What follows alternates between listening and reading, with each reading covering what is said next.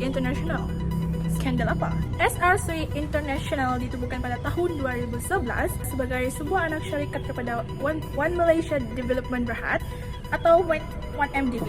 Tujuannya adalah untuk melabur dalam sektor tenaga dan sumber asli demi menjamin kemampanan tenaga negara. Namun, pada tahun 2012, diambil alih sepenuhnya oleh Kementerian Kewangan Malaysia menjadikan milik penuh kerajaan. SRC telah meminjam sebanyak RM4 bilion daripada kumpulan wang persaraan KWAP dengan jaminan kerajaan. Tetapi, pelaburan syarikat ini menjadi persoalan apabila tiada laporan jelas tentang projek. Sebaliknya, sejumlah besar dana tersebut didapati mengalir ke akaun peribadi pihak tertentu. Siapakah dia? Pemindahan wang tersebut dikatakan dilakukan secara berlapis melalui pelbagai negara seperti Switzerland, Hong Kong dan Mongolia bagi mengaburi jalan jejak transaksi. Pendedahan oleh media seperti The Wall Street Journal dan Sarawak Report pada tahun 2015 mencetuskan siasatan besar-besaran oleh SPRM, PDRM dan pihak antarabangsa. Selepas perubahan kerajaan pada 2018, siasatan lebih menyeluruh dijalankan. SRC menjadi simbol penyelewengan dana awam terbesar dalam sejarah negara. Hal ini menjejaskan reputasi Malaysia di peringkat global. Hari ini, kerajaan terus berusaha memulihkan dana dan kepercayaan rakyat yang telah tercalar. Seterusnya, kita beralih kepada kronologi skandal SRC International. Saya akan membentangkan ringkasan kronologi peristiwa utama bagi kes SRC International yang melibatkan bekas Perdana Menteri iaitu Datuk Seri Najib. Pada 3 Julai 2018, beliau ditahan oleh SPRM dan didakwa atas 3 pertuduhan pecah amanah dan 1 pertuduhan salah guna kuasa. Tuduhan ini berkaitan dengan penyelewengan dana syarikat SRC yang bernilai 42 juta. Pada 27 Mac 2019, Mahkamah memutuskan bahawa beliau perlu membela diri dan perbicaraan berlangsung pada 28 Julai 2020. Mahkamah Tinggi mendapati bahawa beliau bersalah atas 7 pertuduhan dan beliau dijatuhi hukuman penjara 12 tahun dan didenda sebanyak 210 juta. Seterusnya, beliau mula memfailkan rayuan ke Mahkamah Rayuan tetapi pada 8 Disember, rayuan beliau ditolak. Beliau cuba memasukkan bukti baharu dan memohon penangguhan kerana akibat daripada penularan COVID-19 tapi permohonan beliau ditolak. Datuk Seri Najib tidak berputus asa dan mula memfailkan rayuan ke Mahkamah Persekutuan pada 25 April dengan 94 alasan, namun Mahkamah Persekutuan juga mengekalkan keputusan bahawa untuk permohonan beliau menggugurkan kes tersebut juga ditolak. Akhirnya, Datuk Seri Najib disabitkan kesalahan dan menjalani hukuman penjara selama 12 tahun serta perlu membayar denda sebanyak 210 juta. Kes ini merupakan antara kes yang paling tinggi dan memberi mesej jelas tentang integriti serta ketulusan sistem kehakiman negara. Baiklah, saya akan meneruskan pembentangan iaitu penggunaan dana KWAP. Pertama sekali, saya ingin menjelaskan bahawa KWAP ataupun Kumpulan Wang Persaraan ialah badan yang menguruskan dana pencen. Namun, dalam kes SRC International berlaku satu keputusan yang sangat luar biasa apabila KWAP meluluskan 2 pinjaman besar iaitu sebanyak 2 bilion ringgit Malaysia pada tahun 2011 dan 2 bilion lagi pada tahun 2012 menjadikan jumlahnya sebanyak 4 bilion ringgit Malaysia. Yang peliknya, pinjaman ini diluluskan dalam tempoh yang sangat singkat dan ianya tidak melalui penilaian risiko secara teliti. Sebenarnya, wujud campur tangan politik dalam proses ini. Bekas Perdana Menteri pada ketika itu, iaitu Datuk Seri Najib Razak, didapati memainkan peranan penting dalam mempercepatkan pinjaman ini. Bukti di mahkamah menunjukkan bahawa terdapat surat sokongan dan arahan tidak rasmi daripada pejabat Perdana Menteri kepada KWAP dan juga Kementerian Kewangan. Malah, bekas CEO KWAP sendiri mengakui bahawa mereka menerima tekanan daripada pihak atasan supaya meluluskan pinjaman tersebut. Lebih membimbangkan lagi, pinjaman ini dijamin oleh Kerajaan Persekutuan. Maksudnya, jika SRC gagal dibayar balik, kerajaan akan tanggung dan itu bermakna wang pembayar cukai akan digunakan, bukan wang syarikat. Kemudian, siasatan oleh SPRM mendapati bahawa dana 4 bilion ringgit Malaysia itu tidak digunakan untuk pelaburan dalam sektor tenaga seperti yang dirancang. Sebaliknya, sebahagian besar wang itu disalurkan ke beberapa syarikat luar pesisir dan akhirnya masuk ke akaun peribadi. Kesan daripada penyelewengan ini, SRC gagal membayar balik pinjaman. Maka, kerajaan perlu menanggung hutang tersebut dan ini telah menimbulkan kebimbangan rakyat terhadap keselamatan dana pensyen penjawat awam. Reputasi KWAP juga terjejas kerana ia seolah-olah tunduk kepada tekanan politik dan tidak menjalankan fungsi pelaburan dengan bebas dan profesional. Kes ini juga turut menunjukkan betapa lemahnya sistem semak dan imbang dalam urus tadbir kewangan negara. Isu integriti dalam kepimpinan kerajaan amat penting dalam memastikan tadbir urus yang berkesan dan bertanggungjawab. Namun, apabila kepentingan peribadi mengatasi kepentingan negara, ia boleh membawa konflik kepentingan dan salah guna kuasa. Contoh yang paling jelas ialah skandal SRC International yang melibatkan bekas Perdana Menteri Datuk Seri Najib Tun Razak. Beliau didapati bersalah menyalahgunakan kuasa dan menerima 42 juta ringgit daripada dana SRC International ke dalam akaun peribadinya. Konflik kepentingan berlaku apabila beliau memegang beberapa jawatan penting secara serentak sebagai Perdana Menteri, Menteri Kewangan dan Penasihat Emeritus SRC. Ini memberi beliau kuasa penuh untuk meluluskan pinjaman SRC sebanyak RM4 bilion daripada KWAP tanpa pengisytiharan kepentingan diri. Najib juga didapati melanggar Seksyen 23 Akta SPRM 2009 kerana menggunakan kedudukannya untuk mendapatkan manfaat peribadi. Mahkamah menyifatkan tindakan ini sebagai pengkhianatan terhadap amanah rakyat. Pada 28 Julai 2020, beliau dijatuhi hukuman 12 tahun penjara dan denda sebanyak RM210 juta. Hukuman ini disahkan oleh Mahkamah Rayuan dan Mahkamah Persekutuan. Kes ini membuktikan pentingnya sistem semak dan imbang dalam kerajaan serta menunjukkan bahawa undang-undang mesti ditegakkan tanpa mengira pangkat atau jawatan. Saya akan membentangkan tentang skandal SRC International yang melibatkan bekas Perdana Menteri Datuk Seri Najib Razak. Kes ini membabitkan penyaluran RM4 bilion daripada KWAP kepada SRC International yang merupakan sebuah anak syarikat MDB yang kononnya ditubuhkan untuk pelaburan strategik dalam sektor tenaga. Namun, siasatan mendedahkan bahawa sebahagian besar dana tersebut telah disalahgunakan termasuk RM42 juta yang dimasukkan ke dalam akaun peribadi Najib. Dari segi undang-undang, beliau telah didakwa di bawah Seksyen 409 Kanun Keseksaan, Seksyen 23 Akta SPRM dan Akta AMLA TFPUAA 2001. Bukti perbicaraan menunjukkan beliau terlibat secara langsung dalam pemalsuan dokumen keuangan dan menyembunyikan transaksi melalui lapisan akaun bank.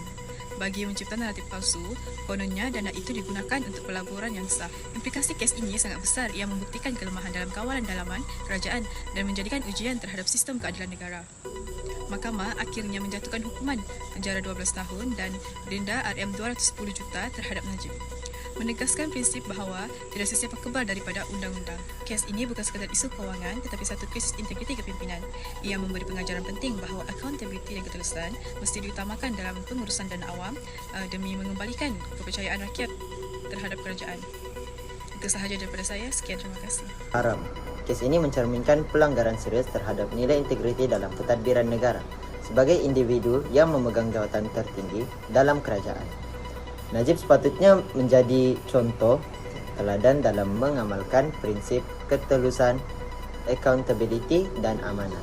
Namun, tindakan beliau yang menyalahgunakan kuasa untuk kepentingan peribadi bukan sahaja merosakkan imej beliau sendiri tetapi juga mencemarkan reputasi institusi kerajaan dan menjejaskan kepercayaan rakyat terhadap sistem pentadbiran negara.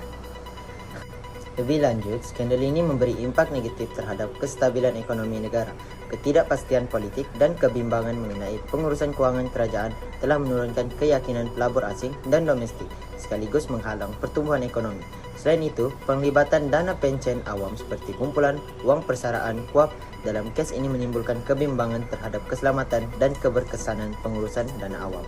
Sebagai kesimpulan, skandal SRC International bukan sahaja merupakan kesalahan jenayah individu tetapi juga mencerminkan kegagalan sistematik dalam menegakkan nilai integriti dalam pentadbiran negara. Ia menjadi pengajaran penting bahawa pemimpin negara perlu mengutamakan prinsip integriti dan bertanggungjawab dalam setiap tindakan mereka demi kepentingan rakyat dan negara. Kita dapat lihat pemusatan kuasa yang berlaku apabila Datuk Seri Najib Razak telah memegang satu jawatan pada masa sama beliau telah menjadi Perdana Menteri, Menteri Kewangan dan turut memegang peranan yang besar dalam SRC International. Ianya telah melanggar prinsip pemisahan kuasa dan membuka ruang terhadap penyalahgunaan kuasa dan dana. Kedua, lembaga pengarah SRC telah gagal dalam menjalankan tanggungjawab mereka. Mereka juga telah meluluskan keputusan yang penting tanpa membuat kajian yang secara menyeluruh dan integriti secara telah menjejaskan integriti pengurusan korporat. Ketiga, ketulusan dalam pelaporan yang sangat lemah. Datuk Seri Najib Razak juga telah meluluskan pinjaman KWAP tanpa proses yang bebas dan SRC tidak melakukan aktiviti keuangan mereka secara jujur. Seterusnya, audit dalaman dan kawalan risiko yang tidak berfungsi. Ketiadaan audit yang bebas dan transaksi yang besar berlaku secara tidak sah ini telah menunjukkan kegagalan sistem kawalan dalaman secara menyeluruh. Akhir sekali, campur tangan politik di dalam syarikat yang berkaitan dengan kerajaan seperti SRC International telah menjadikan entiti ini sebagai satu alat politik dan bukannya badan yang diuruskan secara profesional. Kesimpulannya, kes ini telah membuktikan betapa pentingnya sebuah reformasi dalam tadbir urus korporat yang secara khususnya dalam dapat memastikan ketegasan dan accountability terhadap kebebasan daripada pengaruh politik yang besar. Kes ini memberikan kesan besar kepada politik, ekonomi, sosial, dan negara. Jadi, dari sudut politik, kita boleh lihat skandal ini menjadi titik tolak kejatuhan Barisan Nasional dalam PRU 14 pada tahun 2018. Jadi, ia menunjukkan kematangan rakyat dalam memilih pemimpin yang lebih berintegriti. Namun, skandal ini juga mendedahkan kelemahan kepada institusi penting seperti SPRM dan Jabatan Peguam Negara yang dilihat tidak bebas. Ia juga mencetuskan desakan kepada reformasi institusi dan semak imbang dalam pentadbiran negara. Dari segi ekonomi pula, kita boleh lihat keyakinan pelabur mulai merosot, nilai ringgit jatuh dan penerapan kredit negara menurun. Pinjaman RM 4 bilion daripada KUAP KWAP tidak dikembalikan sepenuhnya, membebankan keuangan daripada negara. Dari sudut sosial pula, kita boleh lihat rakyat hilang kepercayaan terhadap sistem kehakiman. Buktinya, perpecahan masyarakat juga berlaku apabila isu ini dipolitikkan, bukannya dinilai atas prinsip keadilan. Jadi, kesimpulannya, skandal SRC International ialah amaran keras kepada Malaysia yang menunjukkan bahawa kegagalan tadbir urus boleh mengancam kestabilan negara. Untuk bangkit semula, kita perlukan pemimpin yang berintegriti dan reformasi institusi yang menyeluruh. Berkaitan tindakan undang-undang dan hukuman dalam kes SRC International yang khususnya melibatkan Datuk Seri Najib Tunku Abdul Razak, di mana Datuk Seri Najib dikenakan 7 pertuduhan jenayah, iaitu 1 pertuduhan penyalahgunaan kuasa, 3 pertuduhan pecah amanah dan 3 pertuduhan pengubahan yang haram yang melibatkan RM42 juta milik SRC International Sendirian Berhad. Pembicaraan bermula pada 9 April 2019 yang mana ia merupakan satu sejarah yang besar dalam rakyat Malaysia kerana bekas Perdana Menteri dihadapkan ke mahkamah atas pertuduhan jenayah. Pada 28 Julai 2020, Mahkamah Tinggi menjatuhkan hukuman 12 tahun penjara dan denda RM210 juta kerana Datuk Seri Najib didapati bersalah atas 7 pertuduhan jenayah tersebut. Terdapat 2 rayuan yang diajukan ke mahkamah, iaitu pertama, Mahkamah Rayuan pada Disember 2021 dan Mahkamah Persekutuan pada Ogos 2020 yang mana kedua-dua rayuan ini mengalami penolakan. Maka dengan itu, Datuk Seri Najib menjalani hukuman penjara di penjara Kajang bermula pada 23 Ogos 2022. Namun begitu, pengurangan hukuman berlaku pada 29 Januari 2024, iaitu Lembaga Pengampunan Wilayah Persekutuan mengurangkan hukuman penjara daripada 12 tahun kepada 6 tahun, denda dikurangkan daripada RM210 juta kepada RM50 juta, dan tarikh pembebasan awal adalah pada 23 Ogos 2028. Kes ini mencerminkan bahawa pentingnya peranan Badan Kehakiman dan Perundangan pihak berkuasa seperti Suruhanjaya Pencegah Rasuah Malaysia iaitu ISPRM dan Pejabat Peguam Negara yang sentiasa memastikan bahawa proses undang-undang berjalan tanpa campur tangan politik. Oleh itu, pihak kerajaan dan rakyat hendaklah sentiasa menyokong institusi ini agar kes seumpama SRC International ini tidak dapat diulangi lagi. Skandal SRC International ini memberi pengajaran yang amat besar kepada negara tentang pentingnya integriti, ketulusan dan kebertanggungjawaban dalam tadbir urus keuangan dan pentadbiran awam. Penyalahgunaan kuasa di peringkat tertinggi membuktikan bahawa ketiadaan semak dan imbang boleh mengundang kerugian besar kepada negara serta mencemar nama baik institusi kerajaan. Kes ini juga menunjukkan bahawa undang-undang perlu dikuatkuasakan tanpa mengira kedudukan seseorang demi menjaga kepercayaan rakyat. Justru semua pihak, terutamanya pemimpin dan institusi awam, perlu memperkukuh prinsip integriti dalam setiap tindakan agar penyelewengan seperti ini tidak berulang pada masa akan datang.